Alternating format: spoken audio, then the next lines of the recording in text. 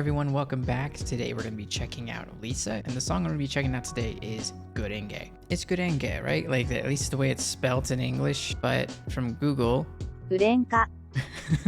that doesn't sound like Gurenge. But anyway, I am familiar with this song. I have not heard this first take version before though, nor have I heard this song in any version live, so this will be kind of a new experience for me. So my mom's Japanese, and I don't know if any of you can relate to this, but in terms of what I feel like I have in common with my mother is pretty much that she's my mother. Like that's pretty much how I feel, like in terms of like what her interests are versus my interests, and you know, just what we're into. Like we don't really have that much in common, to be honest, and we get along just fine. It's just it's hard for me to bond over things with her. So along comes Demon Slayer, and that ended up being the one show that me and her can bond over. When I used to live in Nashville, she flew in, and she happened to fly in during a time where it was raining a lot, so I couldn't take her out anywhere. So the only thing we could do is just kind of stay in and watch TV. And I think she tends to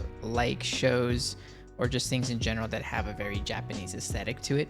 So I showed her Demon Slayer, and we made it through. We blew through like maybe like 7 episodes or something. So, but she was only there for a short time, so she flew back home, and you know, whatever.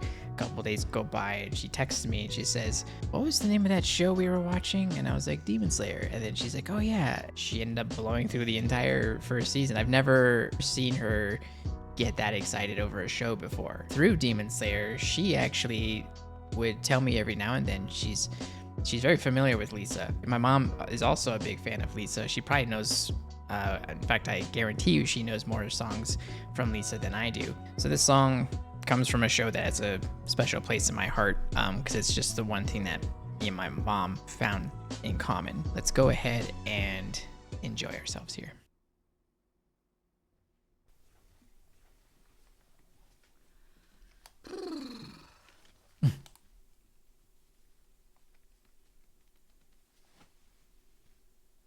I like her hair. It's a cool color. なんか、すごいいろんなことが今年あったじゃないですか。で、なんか今年のいいエンドが待ってるじゃないですか。そうだね。なんかすごい報われた感じがします。そうだね。それも含めてやろう。そうですね。それをここに。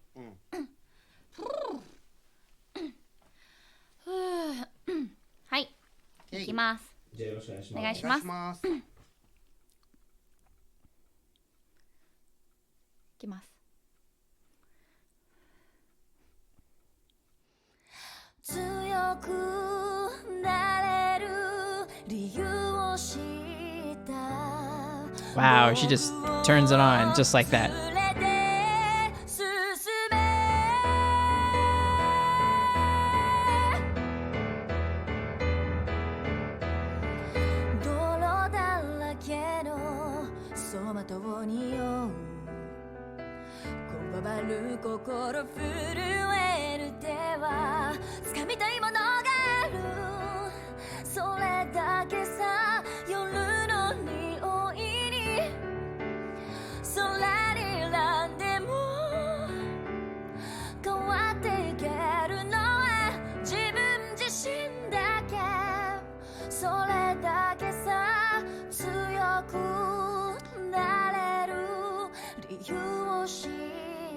So good. There's so many things going on. The way she sings it, it's so amazing.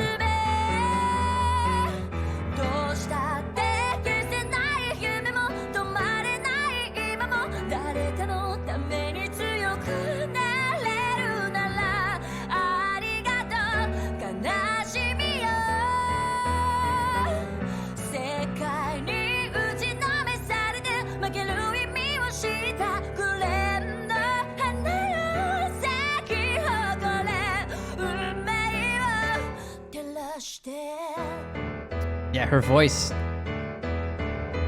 does so much. She travels so much in like the lower octaves, jumping up to higher octaves, and just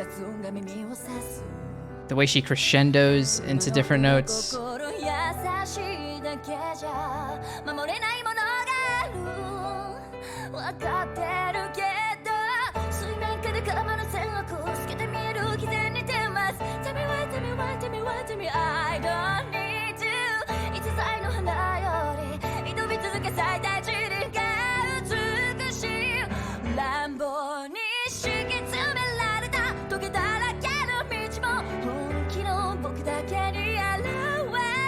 I can imagine the guitars.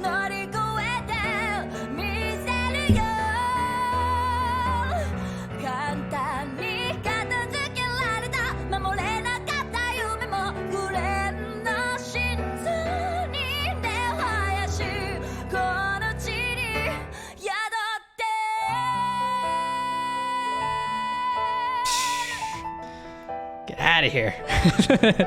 You can't even. It's so amazing. This song is absolutely amazing. The way, everything about it. When she goes from whispers to singing it out. Wow.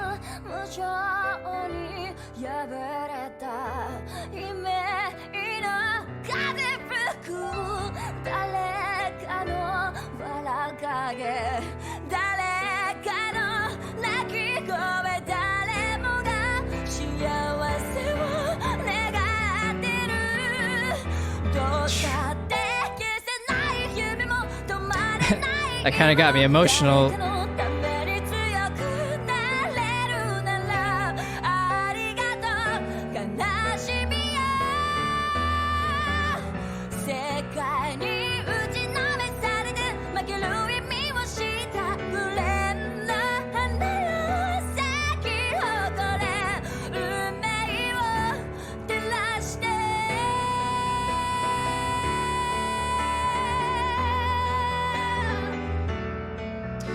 The way she's able to convey emotion through her voice is really amazing.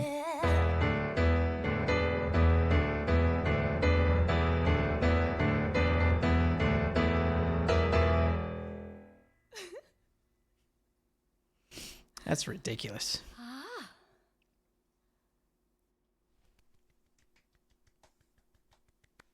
Emoy. エモい楽しいね。楽しい。楽しい。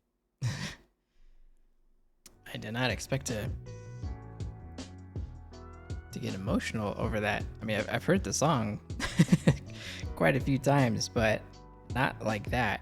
She had that moment where like she was just really digging deep and just really feeling the emotions and just conveying that through her voice and the inflection in her voice, the way she was saying certain words, singing things softly and then harshly and then whispering things and incorporating her vibrato during those moments. That's definitely a sign of a well-versed musician. You know, whether you're just a vocalist or just an instrumentalist. I feel like instruments are emotional tools in that whatever the player is playing, if they feel a certain way, that usually translates into their instrument. So like that's an excellent example there. Sometimes I've run into musicians that weren't sure of themselves. They weren't sure how to play the song in certain areas, and you know, they would know how, but they wouldn't know if they could pull it off live. When you practice with them and they get to those moments, you can hear that. You can hear how unsure of themselves they are. They end up getting quieter.